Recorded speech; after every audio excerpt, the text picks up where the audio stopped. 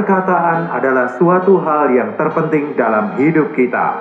Tuhan Yesus berkata, "Karena yang diucapkan mulut meluap dari hati." Hal ini menunjukkan bahwa perkataan mengekspresikan hati manusia. Segera setelah seseorang membuka mulutnya, isi hatinya terekspos.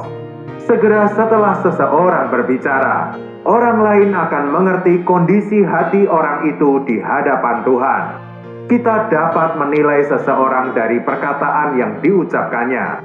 Kita harus sangat berhati-hati dengan perkataan. Kita harus belajar mengucapkan kata-kata yang tepat. Pertama, kita tidak boleh berbohong. Injil Yohanes pasal 8 ayat 44 menuliskan, "Iblislah yang menjadi bapamu, dan kamu ingin melakukan keinginan-keinginan bapamu. Ia adalah pembunuh manusia sejak semula, dan tidak hidup dalam kebenaran, sebab di dalam dia tidak ada kebenaran.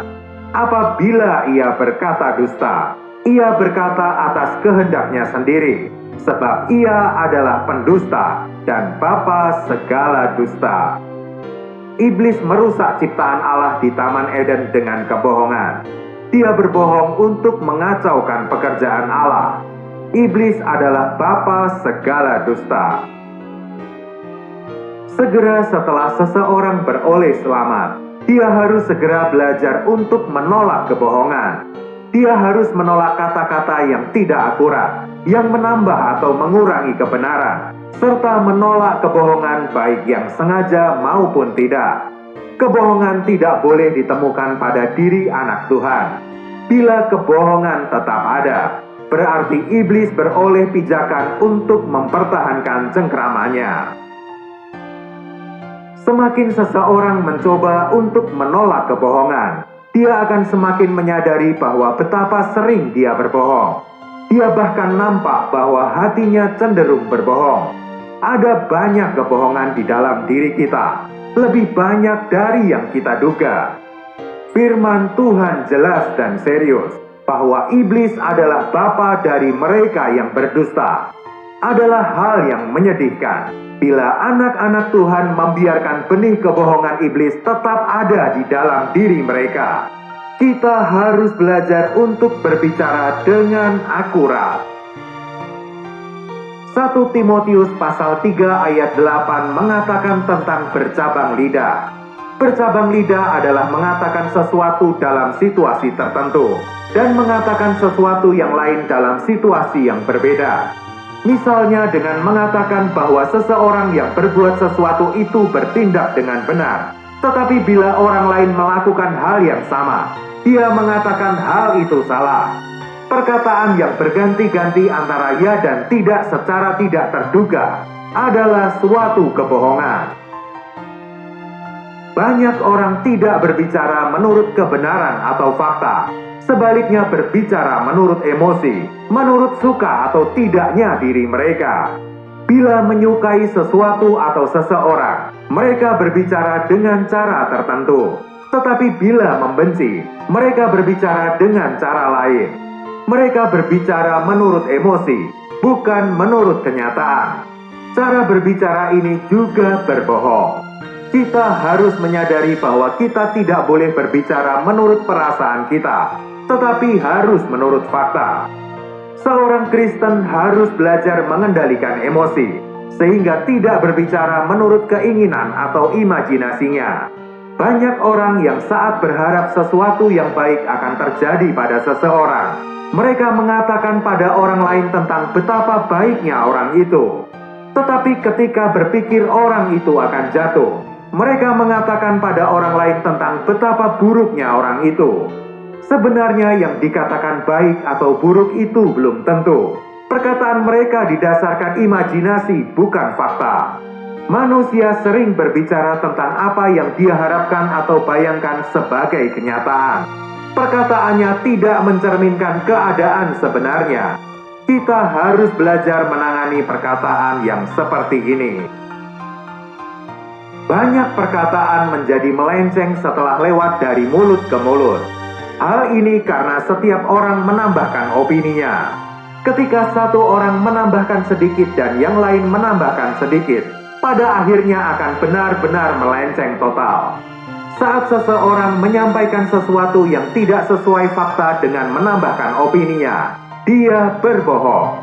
Oleh karena itu, di hadapan Tuhan kita perlu belajar untuk berbicara sesuai fakta dan tidak menambahkan opini sendiri. Bila kita ingin mengutarakan opini, kita harus mengatakan bahwa hal itu adalah opini atau pendapat kita. Kita harus memisahkan opini dari fakta dan tidak mencampurkannya. Seseorang yang tidak pernah ditanggulangi dan menerima pendisiplinan dari Tuhan akan menyampaikan kata-kata dengan sembarangan. Saat dia menyampaikan sesuatu, dia akan menambahkan opininya dan mengatakan banyak hal yang tidak boleh disampaikan. Orang seperti ini tidak akan pernah bisa memberitakan firman Tuhan dan tidak dapat mempelajari Alkitab dengan benar, karena firman Tuhan itu akurat sampai iota atau titik terakhir. Orang yang ceroboh pasti akan membuat kesalahan terhadap firman Tuhan. Kebohongan umum lainnya adalah melebih-lebihkan. Hal ini dinyatakan dalam angka yang tidak akurat atau dalam penggunaan kata-kata yang berlebihan. Hal ini juga adalah kebohongan. Terkadang orang suka membesar-besarkan kesalahan orang lain, tetapi berusaha untuk membuat kesalahannya sendiri menjadi lebih kecil. Hal ini juga berbohong. Kita harus terus menolak kebohongan, menolak setiap perkataan yang tidak akurat.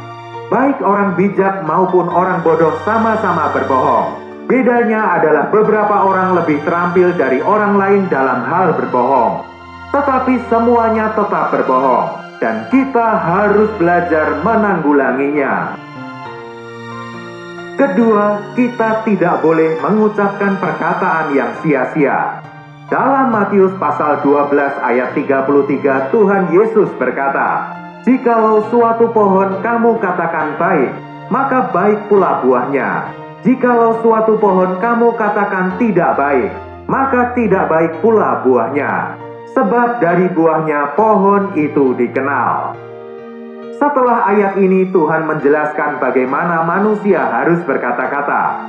Ini menunjukkan bahwa buah yang dibicarakan di sini bukanlah tingkah laku, melainkan perkataan.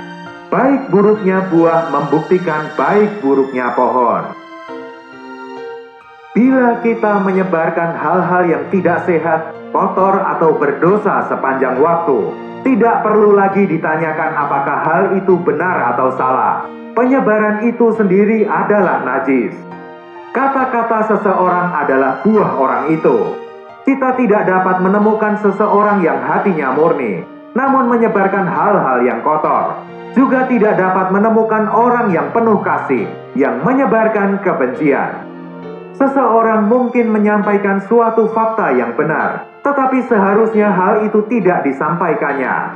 Masalahnya bukan apakah sesuai fakta atau tidak, tetapi apakah kita harus mengatakannya atau tidak. Ini mungkin bukan kebohongan, tetapi selama itu adalah perkataan sia-sia, kita tidak boleh dan tidak perlu membicarakannya. Tuhan berfirman, setiap kata sia-sia yang diucapkan orang harus dipertanggungjawabkannya pada hari penghakiman. Hari ini kita mungkin telah mengatakan sesuatu dengan gegabah, tetapi suatu hari nanti kita harus mempertanggungjawabkannya di hari penghakiman. Kita dibenarkan atau dihukum sesuai dengan perkataan kita. Karena itu anak-anak Tuhan harus belajar takut akan Tuhan dan menolak semua perkataan yang tidak tepat dan sia-sia. Perkataan yang tidak membangun diri sendiri atau orang lain tidak boleh diucapkan. Kita harus belajar untuk ditanggulangi Tuhan dalam perkataan kita. Ketiga, kita tidak boleh mengucapkan perkataan yang jahat. 1 Petrus 3 ayat 9 menuliskan, "Dan janganlah membalas kejahatan dengan kejahatan, atau caci maki dengan caci maki, tetapi sebaliknya, hendaklah kamu memberkati, karena untuk itulah kamu dipanggil, yaitu untuk memperoleh berkat." Perkataan yang jahat adalah caci maki dan kutukan. Perkataan ini tidak boleh keluar dari mulut orang Kristen. Anak-anak Tuhan tidak boleh membalas kejahatan dengan kejahatan atau membalas caci maki dengan caci maki. Hal ini bukan perkara siapa yang berbicara lebih dulu, tetapi perkara mengatakannya atau tidak. Kita harus mengendalikan emosi sebelum mengontrol perkataan kita. Bila kita tidak mengendalikan emosi, akan banyak perkataan jahat yang terucap. Ketika anak-anak Tuhan menjadi longgar, mereka mengucapkan caci maki.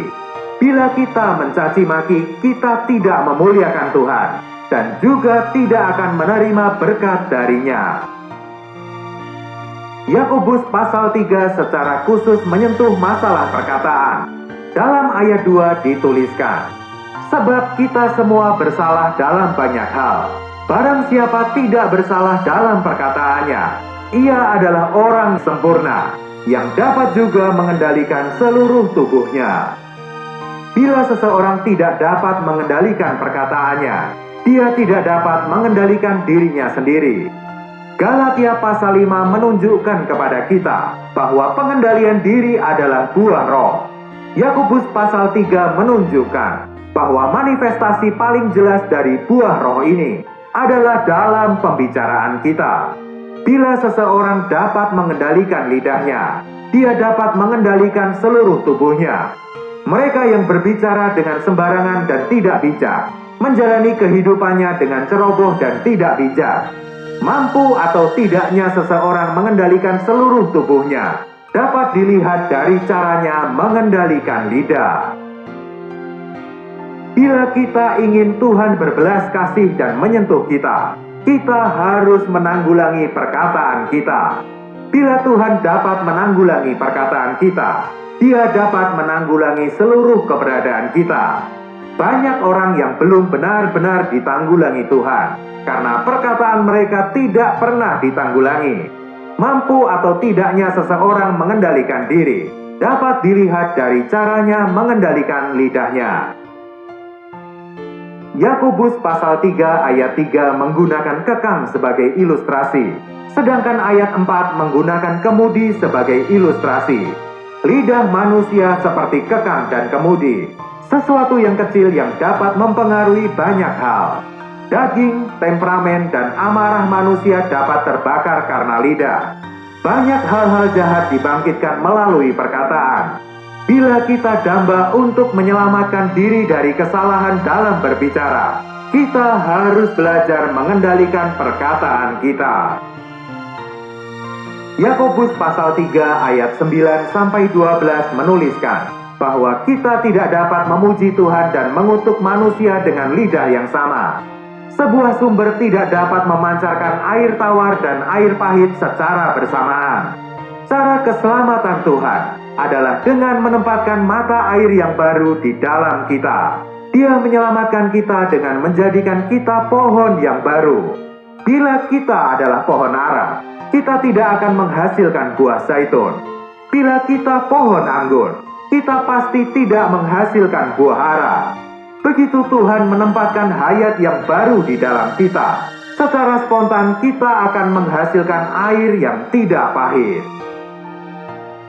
Kita bukan saja harus memperhatikan pembicaraan kita, tetapi juga pendengaran kita. Banyak kata-kata tidak pantas merajalela, karena banyak orang suka mendengarkannya.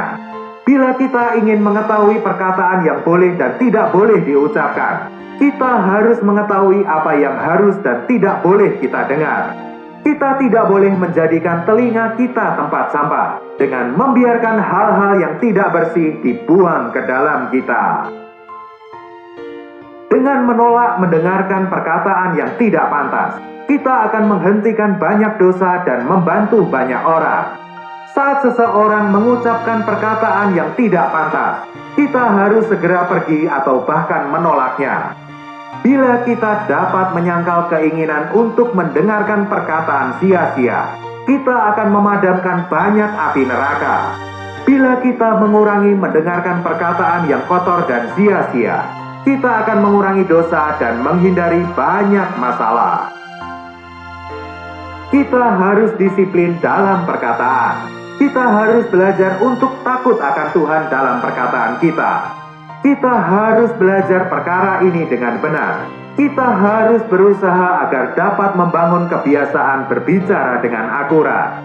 Terkadang kita mungkin benar dalam hal-hal yang kita katakan, tetapi bila motif kita adalah untuk menyesatkan orang, ini juga merupakan kebohongan.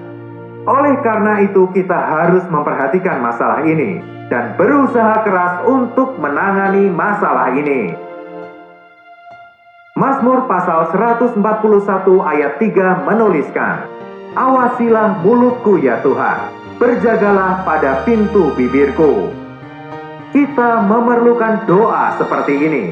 Mungkin kita juga perlu menambahkan, "Awasi juga telingaku Tuhan, agar aku tidak mendengarkan dengan sembarangan."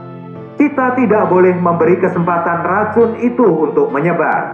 Kita tidak boleh membiarkan lidah membawa diri kita dalam kesembronoan, kefasikan, dan pemberontakan. Kiranya Tuhan berbelas kasih kepada kita, sehingga kita dapat belajar berbicara dan mendengarkan dengan baik. Tuhan memberkati.